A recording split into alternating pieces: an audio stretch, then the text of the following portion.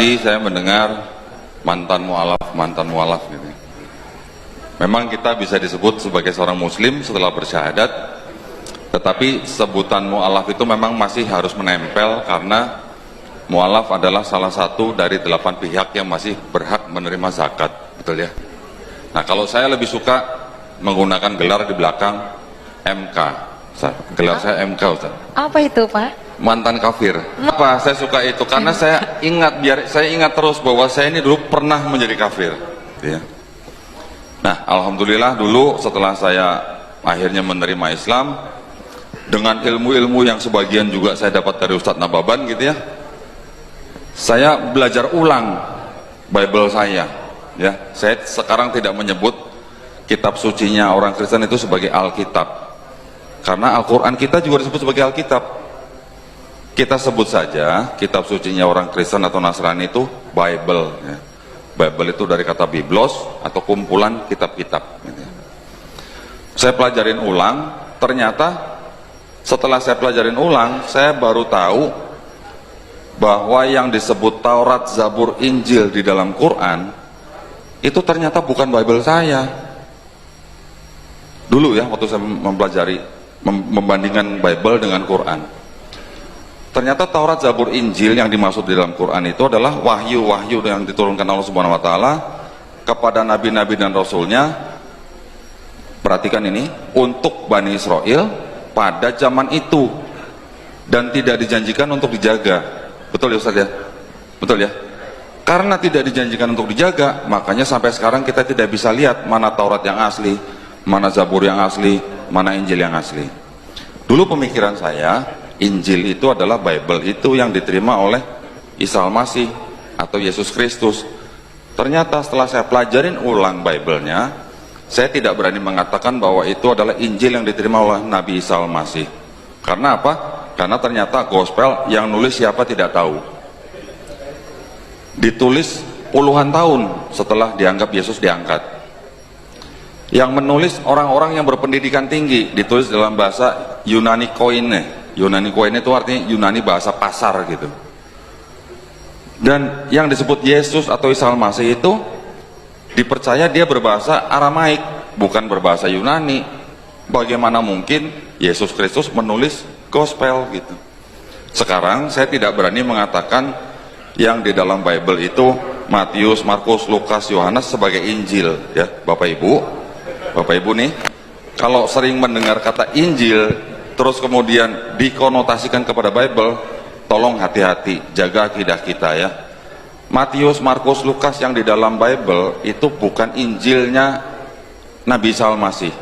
Kita sebut saja gospel, ya. Gospel itu dari kata Godspell, ya. Itu bukan wahyu yang diterima oleh Isa Al-Masih untuk Bani Israel pada zaman itu. Itu adalah hanya biografi, ya, biografi yang dianggap sebagai biografi atas cerita Yesus Kristus dari mulai dia lahir sampai dia disalib, dibangkitkan gitu. Itu bukan Injilnya Nabi Isa Al-Masih. Nah, tetapi setelah saya mempelajari kritik teks, saya baru menyadari bahwa ternyata kalau kita memandang Bible itu dari kacamata yang lain di luar gereja, ternyata Bible juga sebenarnya mengajarkan sebenarnya nggak jauh dari tauhid sebenarnya.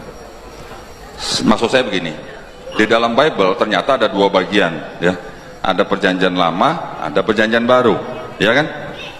Ternyata setelah kita belajar Bible dengan teliti, perjanjian lama itu bukan punyanya orang Kristen, ya. Perjanjian lama itu ternyata punya orang Yahudi, punya orang Yahudi yang berasal dari kitab yang disebut dengan kitab Tanakh singkatan Torah, Nevi'im, Ketuvim, kemudian diterjemahkan menjadi Septuaginta yang berbahasa Yunani, kemudian dikoreksi oleh bapak-bapak gereja, Origen, Lucian, Hezesius, kemudian baru dijadikan perjanjian lama.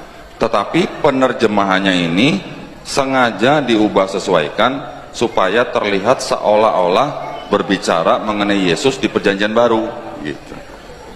Itu perjanjian lama.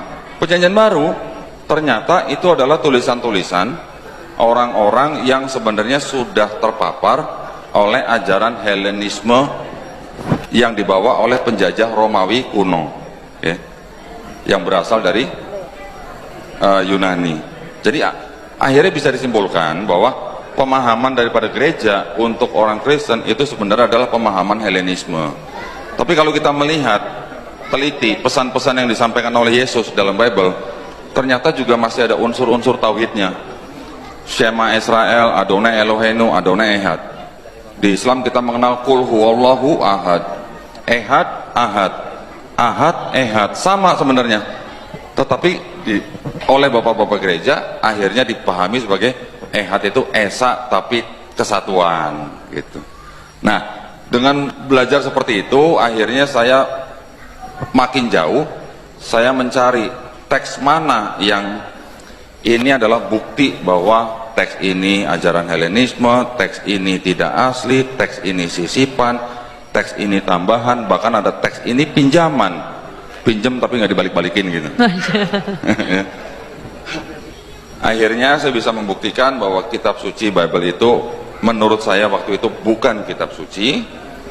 Akhirnya saya mempelajari Quran, keaslian Quran, keotentikan Quran, ya, mukjizat di dalam Quran.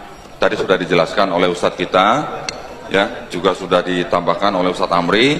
Alhamdulillah, saya akhirnya menyerah dan saya harus menerima Quran sebagai bukti bahwa itu adalah owner's manual book yang diturunkan oleh Allah Subhanahu wa taala yang menciptakan bumi dan langit dan manusia semuanya, seluruh makhluk. Ya. Akhirnya saya bersyahadat tahun 2014. Alhamdulillah. Sekarang saya juga tidak mau disebut sebagai mualaf lagi, mantan kafir aja gitu.